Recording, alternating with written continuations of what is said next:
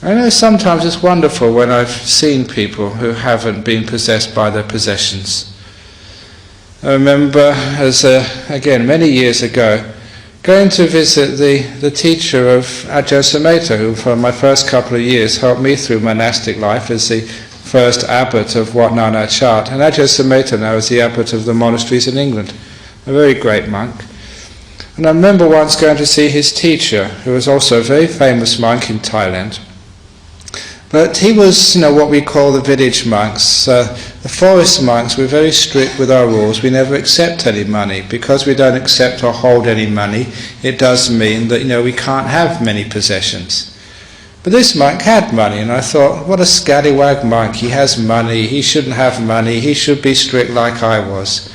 Because I was a very proud monk in those days, and sometimes pride leads to arrogance, and because you're arrogant you tend to criticize others, not really understanding what they're doing or why they're doing it.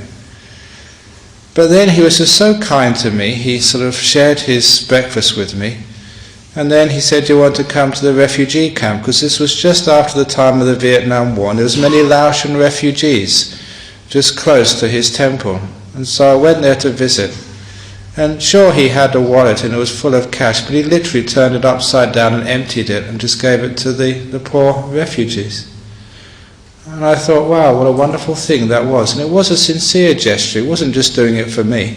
He was just saying that if he has money, this is what money is there for, to bring happiness to others. He didn't need anything himself. He was well looked after, had a nice temple to stay in, enough food to eat, enough robes. What more does a monk need?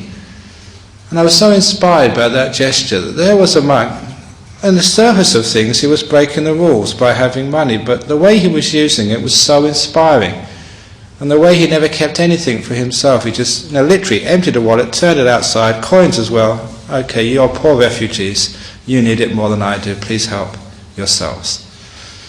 When I see things like that, I realise that what possessions are really there for. And if you can be like that with your possessions, so you can actually share them when somebody needs them, and you're not possessed by them, which also means that, that if you lose something, never mind if you lose something, it's one less thing to carry.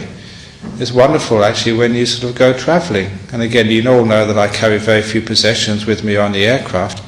But sometimes when I've gone on these pilgrimages, on one occasion, the last time I think I went on pilgrimage to India, one of the people in my group, they lost their bags.